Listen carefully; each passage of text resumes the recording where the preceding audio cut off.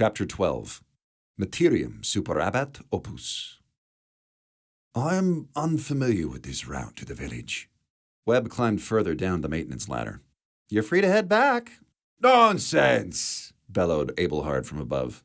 I gave you my word I would escort you to town, and so to the town I shall. I can't believe you haven't de-rezzed. Whatever the range was on the damaged hollow emitter, they hadn't hit it yet. Abelhard leaned away from the ladder to peer down the lift shaft. Far be it from me to question you, my lady, but I am not sure why you believe this well leads to the village. It's not a well, said Webb, though he could be forgiven for thinking that. The shaft's walls sputtered and flickered with holographic masonry and occasional patches of moss. The deck hatches had morphed into sewer grates that dumped water down into the shaft, where it pixelated and vanished after dropping a deck or two. It just looks like one. The emitters must have been mapping what they interpreted as appropriate textures over the ship's architecture. Webb might have enjoyed the otherworldliness of it all were it not for the mortal danger. Ah, a riddle. He sounded delighted. When is a well not a well? My, that's a ponderous one. It's not a riddle. She yanked an emergency extinguisher pack from the wall, slid it over her shoulders. A hollow bat flapped up past them and de-rezzed. It's just a little farther from here. My beloved wife enjoyed the odd riddle, he said somberly. Seriously, dude, it's not a riddle. When is a well not a well? Perhaps in the spring? That doesn't even make sense. We're here. Or so she thought. There was supposed to be a vent at this level. She touched a rusty sewer grate where it was supposed to be. The grate de-rezzed, revealing the vent. Great. Now the emitters were camouflaging things. Webb blasted the vent open, caught its grate before it could tumble down the shaft. Is a well not a well when it's good enough? Please stop trying to answer the non-riddle. She slid the extinguisher pack ahead of her into the duct. Abelhard climbed down to hang beside her and peered into the duct. I never knew the village's sewers extended so far. Whatever purpose could this tunnel serve? It regulates temperature in the storage bays. He stroked his chin. Or for smuggling, perhaps? No, that happens on the officer decks. She wriggled in, shoving the extinguisher pack on ahead of her. This may have been built by one of my ancestors. Webb had no idea how Abelhard had fit into the duct behind her. My great-grandfather was rumored to have kept a lover in town, said Abelhard. Perhaps this was how he stole away to visit her. Sure, Webb inched forward. Let's go with that. Come to think of it, he mused, there have been many a rumor about my ancestors taking lovers from the common folk. Nothing I consider myself, he added too quickly. Webb sighed. You're not subtle. The extinguisher pack clanked to a stop against something. She felt ahead. Her fingers closed around another grate. I could never indulge, of course, he assured her. My station would not allow it. Yeah, well, she maneuvered her queller forward. Based on my assessment of your narrative progression, we're still in your early chapters. A blast sent the grate clattering down into the storage bay. Webb cursed. Might as well ring the dinner bell. At least the grate's movement had triggered the lights. She peered into the bay, a good 5 meters down from the duct. Crates of agrochems lay stacked against the walls, but none of them close enough to set foot on. There was also no ladder. She wasn't exactly using the duct for its intended purpose, and a drop would be risking a twisted ankle, or worse. Here, help me down. My lady? It's a bit of a drop. Abelhard braced himself in an appropriately hunky pose, his chest rippling and glistening with hollow sweat to help her down. She dropped, landed with a hard roll, and came up grimacing. He landed gracefully beside her with the extinguisher pack. Are you hurt, my lady? Could have been worse. She straightened with a grunt. Perhaps a massage?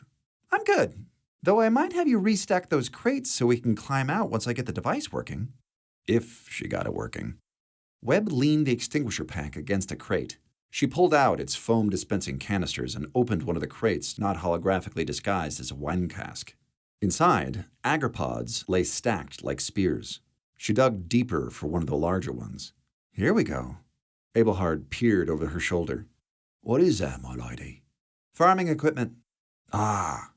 He fell silent. When she looked up, she saw him leaning against a wine rack, his chin on his chest. Webb narrowed her eyes. More backstory?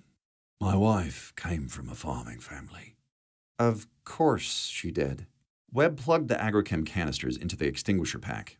How she would tease me about not knowing where my own food came from, my own wealth, the source of my station.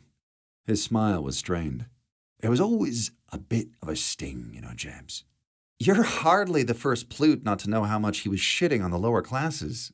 She tightened the pack's housing clamps. I can't say I've ever seen farming equipment of this sort. It's new. She fed the hoses from the canisters to the spray wand. The whole contraption looked a bit like one of those ancient flamethrowers. Is it some manner of atomizer? Perhaps a pumping device? If it works, yeah. Abelhard stepped forward to examine it. The wine rack he'd been leaning on shimmered, morphed, and revealed a gravjack. Webb's adrenaline spiked. Oh, hell yes! Come to mama! She popped the gravjack's control panel open and yanked out its power crystal. The jack clattered down with a thump. Abelhard shook his head. I find your farming techniques baffling. Webb flicked the broken crystal out of Seven's badge and inserted the new one into her nest of fuses. She snapped the badge shut. It chimed on. Hell yes! She tapped the badge. Weber to Dewey. No reply, only static. She tapped it again. Weber to Fuller. Frankie, do you read? More static. She glanced at the ceiling. Indy, are the comms down? Your privileges have been revoked. God damn it, Indy! Just tell me if the comm's up! Her badge beeped. She mashed it. This is Webb. Stand by for a message from the captain, said the ship. An automated message. The badge must have downloaded it when it came back online. Webb held it to her ear. This is Captain Blackwell. A chill rippled down her spine. Bunking shit in a fuck. For your own protection, comms will remain offline until the Liberator has arrived, said Blackwell. Stay safe. Everything is under control. The badge beeped off. The Liberator. So there was help on the way. Nice to have a bit of good news. Not that it balanced out hearing who was in command. Abelhard gasped a sob. Webb looked up to find him staring at her, tears in his eyes. There was joy on his face, as well as a beard. What? My lady! He composed himself. You've come back to me. She looked around. Didn't go anywhere. What? What's with the beard? Oh, shit, are you glitching? It's been so long. He reached for her, clanking in a suit of Fantasy Knight's armor he previously hadn't been wearing. She stepped back. Whoa, hey! I've been here the whole time. Forgive me for not recognizing you at first. He took her hands, pressed them to his lips. Forgive me, my dear Mary. Dude! She snatched her hands away. Back off! He seemed genuinely hurt. What's wrong, my love? Your love? What? What happened to your dead wife? He stiffened. She fell off a bridge. I'm rather hurt you've forgotten. No, I mean, if he was glitching, she had no way to shut him off, or to get back into the duct without help. He let out a heavy sigh. Time seems to have chilled your heart, dear Mary. He straightened, folded his hands behind his back. It was presumptuous to assume we would immediately fall into each other's arms after such an absence. Why do you keep calling me Mary? It hit her like a velvet brick. She raised Seven's badge. Mary's badge. Chevalier. He beamed. Even the sound of your name makes me smile. You think I'm Mary? Of course he did. The program must cue off her badge, a circuit it could lock onto. His smile could have melted granite. I would recognize my love across time and death itself. That might explain the beard. How long have we been together? Remind me. He blushed. It depends. A sly grin. Shall we count the days we couldn't stand each other? For the sake of completion, yes. A year, my love. Wow. The happiest year of my life. Seven had logged some serious time in this program. Webb's chest tightened. She'd had no idea Seven was into this level of holoplay. She wondered why she'd never told her. This was the sort of thing you were supposed to confide in your quaddies. The same quaddies who wouldn't learn your name. Abelhard, I need your help. You have but to ask. My ship, by which I mean village, has been overrun by wolves. I need your help getting to the lifeboats so that I can, let's say, escape down the river. I will, of course. But he toed the floor. Uh-oh. But I fear I may not have the strength to accompany you. He smiled coyly. Unless you were finally to give me an answer.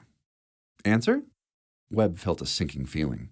Refresh my memory, it's been a day. Why, my proposal of marriage. Oh, for fuck's sake. But if it got her to the lifeboats, she threw up her hands. Sure, why not? Let's get married. Oh! Ho, ho. He absolutely beamed. My heart has never known such joy. Shall we celebrate? I've been practicing those tongue exercises. Christ, no. She changed her mind about wanting to know what Seven had been into. Lifeboats first. Tongue stuff, maybe later. He nodded, drew his blade. So long as my heart beats and my lungs draw breath, my sword is yours. Sounds good. Now stand back. Webb twisted valves attached to the agrichem canisters open and pulled the jerry-rigged spray pack onto her back. Commencing weapons test. She aimed the spray wand at a warning poster and fired. A fountain of particles exploded out of the hose connections, enveloping her in a cloud of particles. Chemical dust filled her eyes, went down her throat, into her lungs. She hacked a cough. Her lungs started whirring to filter them out. She felt a thump in her chest, heard a negative chime. Your payment is overdue, said the ship. Make your next payment to restore filtering privileges. Are you fucking... was all she managed before she started retching ochre. Abelhard seized her by the shoulders. My love? Her lungs burned. The chemical cloud had filled the room. No time to get back to the duct.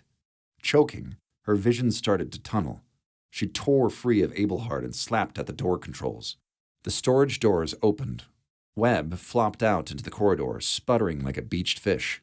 The cloud of chems billowed out behind her. She barely heard the chittering over her hacking. Chittering and shrieking. She heard a mad scramble and the plunking of metallic limbs retreating down the hall.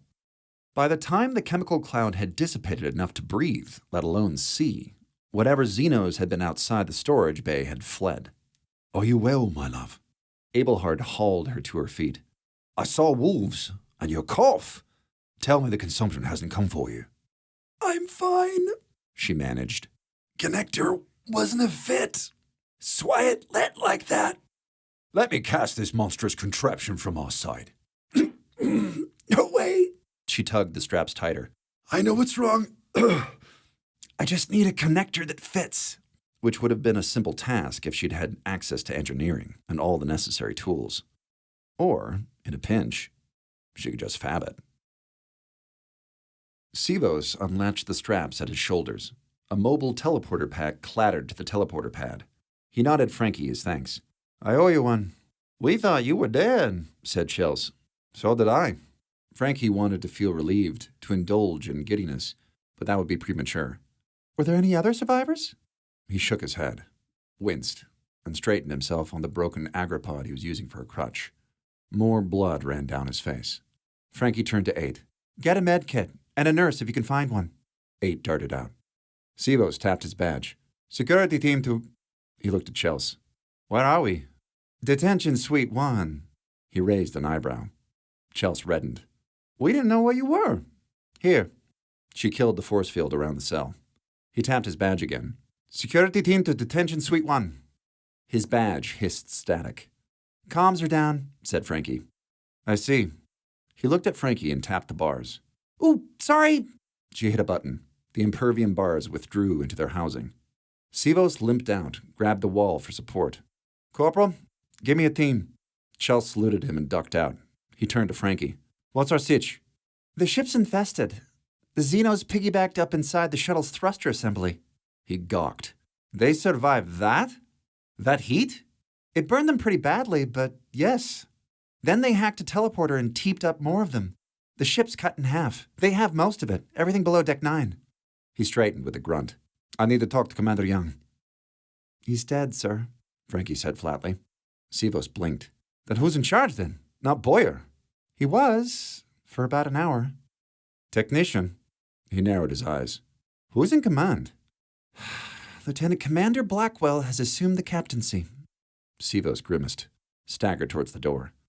Frankie steadied him. Get me to the bridge. Sir, you are in no condition. We've lost the decks with our weapon system, power, and means of propulsion. Bridge! She helped him to the corridor, right as 8 rounded the corner with a medkit. He plucked it from her and stalked towards the bridge, pausing only to jab a hypo into his thigh. Wounded red shirts looked up from their stretchers as he passed. The soldiers straightened and saluted. Sivos returned the gesture, his gait almost normal. The stims must be working. The hell are they all doing in the halls? That's where they were posted, said 8. The armed Armstrongs guarding the bridge froze when they spotted Sivos. They did not, however, move. Sivos pulled himself up to his full height and fixed them with a withering gaze. One Armstrong shrunk into himself and stepped aside. The other one, Loomis, met his gaze with a smirk. Why are you armed? Demanded Sivos. The bridge is off limits to non-essential personnel. Captain's orders. Loomis rested his hand on his rifle. Sir? Sivos seemed preternaturally calm. Stand aside, technician. Master, technician, said Loomis, and I answer to a higher authority.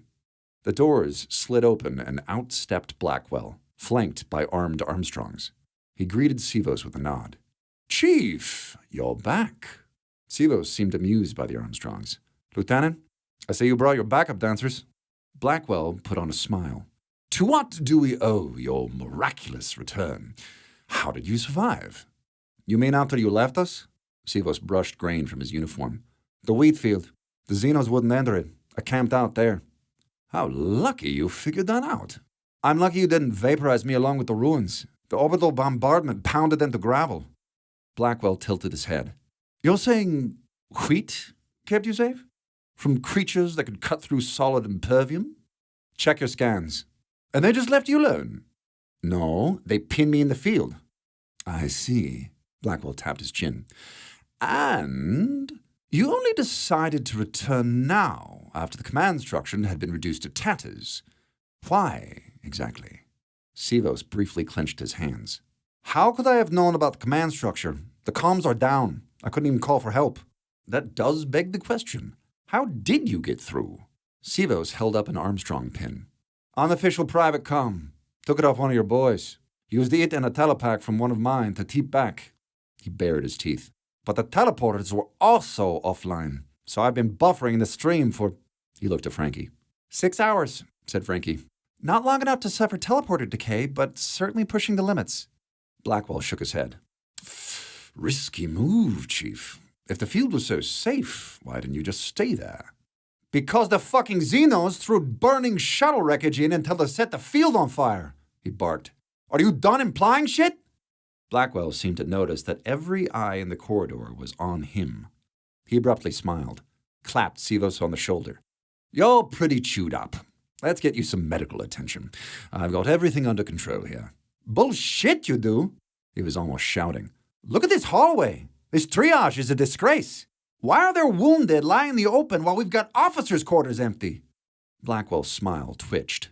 It'll all make sense once you've been debriefed. There's a lot you missed. He took Sivos by the arm. Sivos shrugged him off. You've lost over half the ship and most of its critical systems, and you've armed unqualified technicians to guard the bridge.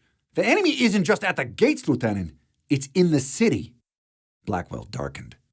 It's Captain, Chief. You keep calling me Chief. Sivos stuck his chin out. But that's an honorific. He tapped the pips on his bloody collar. The rank of the ship's chief of security is commander, which means I was the highest-ranking officer when you assumed command. Blackwell's face tightened. The Armstrongs eyed one another. All protocols were correctly followed. You were declared dead. Well, he spread his hands. I'm not, even if you left me for it. And since we're following protocol, I know you'll have no issues handing over command until this crisis is past and the Coalition can assign us a new captain. Blackwell choked out a high-pitched chuckle. You know, it's funny. We still haven't figured out how the Xenos knew how to use our teleporters. Or why the ambassador disappeared. That's how they made their incursion, you know. The teleporters. I've been informed. Which I assumed you knew. He smiled, all teeth. Since you used a personal unit to get back here. The trot of boots. Chels rounded the corner at the head of a knot of soldiers. I'll take it from here, said Sivos. He stared at the Armstrongs. Thanks for stepping up, but your service as auxiliary security forces are no longer required. He held out his hand. Now stand down. The corridor nearly crackled. The Armstrongs looked to Blackwell. He gave him a curt nod. The Armstrongs took their hands off their weapons.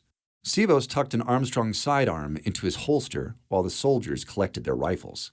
Who's ever at Ops, get the comms back online, he called into the bridge. And someone get the chaplain. And Mr. Blackwell? Blackwell turned his way. Thanks for holding down the fort. I'll make a commendation in your record, but I need you to turn over those command codes. Blackwell flushed, nodded, and departed down the corridor. Frankie let out a breath she didn't know she'd been holding. It might be premature to indulge in relief with the ship still overrun, but she allowed herself a sip. It took an unfathomable amount of power to break matter into energy and shoot it off elsewhere. Webb hoped enough was still flowing to the teleporters to keep the system running. The hallway there didn't look promising. The only illumination came from the sparks fountaining out of ruptured wall monitors. The corridor looked like a drunken tunnel borer had been through. But the engineering scanner she'd taken from her quad indicated an uninterrupted power flow to the teleporter. It also said the room was empty, for what that was worth. The hollow emitters were also still running. The hallway around them kept blinking into mossy walls and brick homes and back. Brick homes spitting electrical sparks. Abelhard assessed these with some concern. What has happened to your village, my love? The wolves. And stop calling me that. The wolves set your town ablaze? Yeah. We never should have given the matches. He accepted that with a knowing nod. And this artisanal piece you need, where is it? She pointed towards the door to the teleporter. In there. The apothecary? Sure. Why not? She'd worked out the specs for the part on her engineering scanner. A basic connector that would provide an airtight seal between the agrichem canisters and the extinguisher pack's spray hose. The design was simple. Calling it into existence via energy manipulation was not. Abelhard scanned the alley corridor. Might the wolves still be about? That's probably a safe bet. His nostrils flared. Then any present shall die on my blade. He drew his sword and strode down the hallway. Face me, mangy villains! Your petty arson ends here! Webb didn't have time to swear before he ducked into the teleporter. She rushed in after him, pushing the dangling prayer flags out of her eyes. She couldn't even see the teleporter due to the electrical smoke and sparking of ruptured circuitry. My love, cried Abelhard, I have captured an intruder. Stop calling me that. She waved through the smoke, spotted Abelhard standing on the teleporter pad, exactly where she needed to be, with his sword pointed at someone's throat. For a moment, she couldn't tell what she was looking at. The slim new figure was holding an ancient submachine gun and wearing an even older gas mask, clutching a foil blanket and sitting on a shitty couch. Another survivor. Webb shuddered out a sigh. Oh, Jesus, I thought I was alone. The hell are you wearing? He pulled off his mask. He was some skinny white kid with spiky hair and haunted eyes. Webb didn't recognize him. I'm starving. He looked absolutely shell-shocked. Hi! Webb felt his blanket.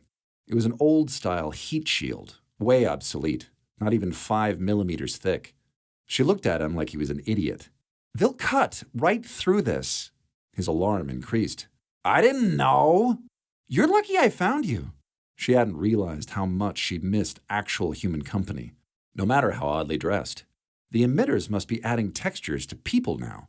I thought they evac'd this part of the ship. What deck are you from? He regarded her blankly. Something tickled at the back of Webb's mind.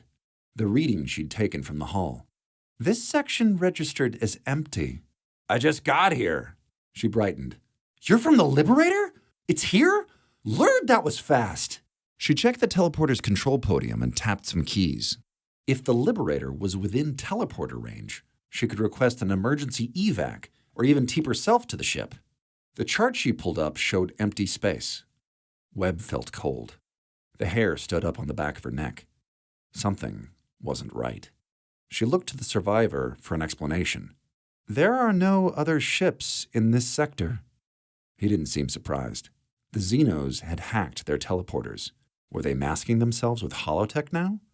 She panicked, drew a queller. Are you one of them? His hands shot up. Whoa, hang on! One of what? How couldn't he know? Independence. Identify entity on the teleporter. Your clearances have been revoked, said the ship. Are you kidding me, Indy? Now? She jabbed the queller at him. Who are you? Answer her, knave, rumbled Abelhard. The figure gently pushed Abelhard's blade aside. I don't know how I got here. Not the physics of it. He darted his eyes at the sofa. But I do know the couch is involved. All at once, Webb felt like an idiot. The cobblestones in the hallway, the new guy interacting with Abelhard without questioning what a bunking knight was doing on the ship. She just pulled a gun on another arcade sprite, one that looked like it had been assembled from the random assets of malfunctioning programs. Sprite it may be, it was still on the teleporter pad, and in her way. Independence, end program. A negative chime. Your privileges have been revoked. Worth a try. Come on, please. Your privileges have been revoked. Go bunk yourself, Indy. Abelhard clucked his tongue. Such language, my love. Vulgarity does not become you. Stop calling me that! She glared at the new sprite. Another glitch, huh? God damn it! Is there a single system working on this ship? Did you walk out of the arcade as well? As well? The sprite glanced up at Abelhard and did a double take. Hang on. Is that Idris Elba? In armor? Webb flushed. No. She flushed harder. Maybe. This was stupid. Shut up! It's not even my program! Abelhard clutched his heart. You wound me, my love. I am yours forever. Heart and soul and pulsing manhood. And that was it. Confirmation. She was losing her mind.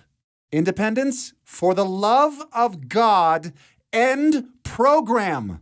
Your clearances have been revoked. Indy? She cooed toward the ceiling. I swear to God, when this is over, I'm going to reroute Recyc and fill your core with sewage. She was burning way too much energy on this. She took a couple deep breaths to center herself. Frankie would have been proud, and tucked her queller away. All right, okay. Whoever you are, off the pad. I need to fab something. A burst of chittering stabbed in from the corridor. Ice gripped her chest. She hit the door controls. The door slid shut and locked. Webb unclipped the engineering pad from her toolband, plugged it into the control console, and brought the teleporter online. Specs for her part popped up. She glanced up to find the sprite staring dumbly at her. Get off the pad! A dent clanged into the door. They're here, my love, observed Abelhard. A trio of slams. The door began to buckle. Webb drew a queller and ducked behind the control podium. Abelhard, clear the pad! He grabbed the couch and heaved. It didn't budge. Not a micrometer. He gawked at the sprite. It's pretty stubborn, said the new one. A forelimb punched through the door and peeled down a strip. The sprite fired his submachine gun at the door. Bullets ricocheted around the room. Another conduit exploded. What are you doing? Isn't it clear by now? I don't know. Webb fired through the rent in the door. Heard the Xeno behind it hit the far wall. Another rose in its place. Here! She flipped her spare queller to the sprite. Keep it set to max. Stun does nothing. He seemed to perk up. There's a stun setting? Where? Where it says stun! She shot another cluster of eyes. He calmly adjusted the settings. I'll clear the pad. He sat on the couch, aimed the queller at his temple. Good luck. Webb gaped. Maybe he wasn't a sprite. If he was real, you'll fry your brain! He fired and fell unconscious onto the couch, which folded in on itself with a sucking scream, and sprite and couch were gone. Odd fellow, said Abelhard. Whatever. The pad was clear. Webb popped back up to the console, accessed the teleporter's pattern matrix, and uploaded the design from her engineering pad. A distant part of her realized that if her measurements were off, even by a fraction, that this would all be for nothing. She hit rematerialize. A warning chime. "Illegal fabrication detected," said Indy. "Initiating emergency shutdown." "Override!" yelled Webb. "Access code Dewey Barbara KSD-9118. She'd apologize later. A positive chime. "Override canceled." Webb's connector shimmered into existence on the teleporter pad. She scooped it up with a cry of triumph as the Xenos ripped down the door. Webb yanked a hose from its agrichem canister and pointed it at the Xenos. Agrichem spurted out like a stream of loose sand. The Xenos retreated without shrieking. Coughing, Webb kinked the hose and plugged it back in. She hadn't caught any of the Xenos in the chems, and she could hear them chittering to each other in the hall. She hoped to God they weren't learning. "We should go, my love." "Yep." She tucked the connector into her band, jumped back to the console, and set the teleporter's destination for the officer's lounge, the area with the heaviest internal walls on the ship, as well as food and lifeboats. She set the timer, hit energize, and stepped onto the teleporter pad. Abelhard put himself between her and the door. "Fear not, my love. I shall protect you. Remember me fondly should I fall." "Abelhard!" There was nothing in him for the teleporter to lock onto. No physical substance, just temporarily solid light. "I can't explain why, but you won't be able to follow me." He accepted the news with grace. "I shall find you, my love, wherever you go." "I hope you do." She genuinely did. The teleporter energized, and the room fell away.